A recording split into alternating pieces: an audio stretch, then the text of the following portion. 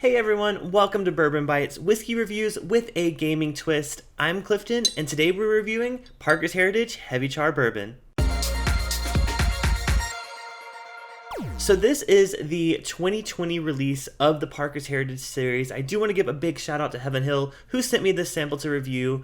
I have only tried the Curacao finished Parker's Heritage, so I'm very excited to give this one a try. I've heard great things about last year's Heavy Char Rye, so I'm really glad to see that they decided to do it with the bourbon as well. So this year's release is a 10-year-old 120 proof bourbon that has been aged in Level-5 Char Barrels as opposed to the Level-3. So there is bound to be a lot more oak influence from that extra char that these barrels got, and I think it may make this taste along the lines of an older Heaven Hill product, just a guess. This release was made up of 102 barrels from the 6th floor of Rickhouse Y at Heaven Hill, and it's non-chill filtered, so they got a lot of good things going for them with this release. Now, SRP on this product is $120. It's supposed to start appearing in September. I haven't seen it out here in Southern California yet, so let me know in the comments below if you've seen it in your area yet. Of course, it is a limited release, so availability may vary.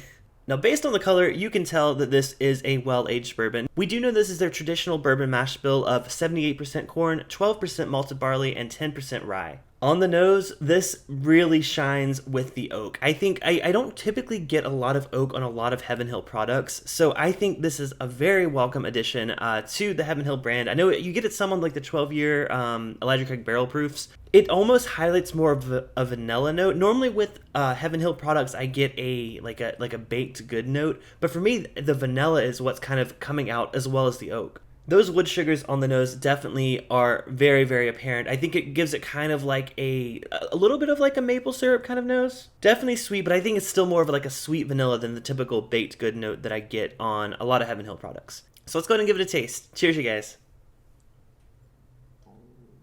Definitely a lot of oak on the palate. Now, if you know me, you know I love a good oak bomb in whiskey. That's why I am such a big fan of the Knob Creek single barrel store picks that are like 15 years old. However, this almost hits like those do. And this is only 10 years old, so I think that is a testament to what the Heavy Char can do. It does really amp up those really dark, rich oak sugars that I think come out when you really char a barrel. I think that's definitely going to impact the flavor, and it definitely does with this one. It hits you up front with the oak, and then the mid palate gets into some of that sweeter vanilla notes that I was getting on the nose, but the finish almost goes smoky, and I guess that's from the extra heavy char that they did with this barrel. Not smoky like a peaty way, but smoky in like, you know, sitting by a campfire, sipping on some bourbon, the way you want to experience bourbon, but you can't because you're stuck at home because of COVID.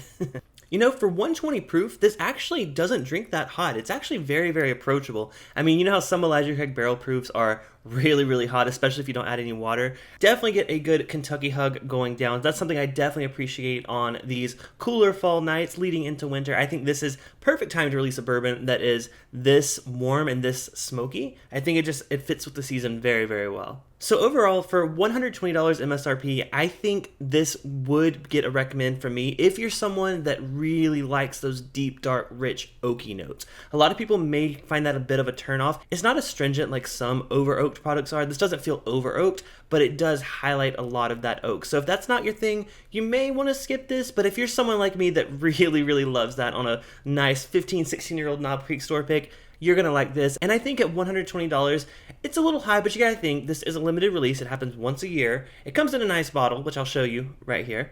But it also, it's really a testament to what the char levels can achieve on a barrel. And I think it's a nice experiment. You can compare this side by side with a Elijah Craig barrel proof, which comes in at about the same proof, but a little bit older. See how it compares side by side? I may do that on a future live stream. Let me know in the comments below if you want to see that. But yeah, I think if you're someone that loves a good oaky bourbon, you would really love this, and $120 is a pretty decent price for it. So thank y'all so much for watching. If you're new here, I would love if you could subscribe and hit that bell button to get notified when I go live. I go live every Thursday, and I do Facebook gaming streams on Saturdays. So all the info to that is down in the description below. But again, thank you to Heaven Hill for sending me this sample. I'm looking forward to hearing your thoughts on it. So leave me a comment below if you've had any of the Parker's Heritage, whether you had the rye, because I did have a chance to try the rye. Let me know what you thought of the rye, and if you had both, let me know how they compare. So I'll see you guys next video, but until next time, this has been Bourbon Bites, whiskey reviews with a gaming twist. Cheers and game on.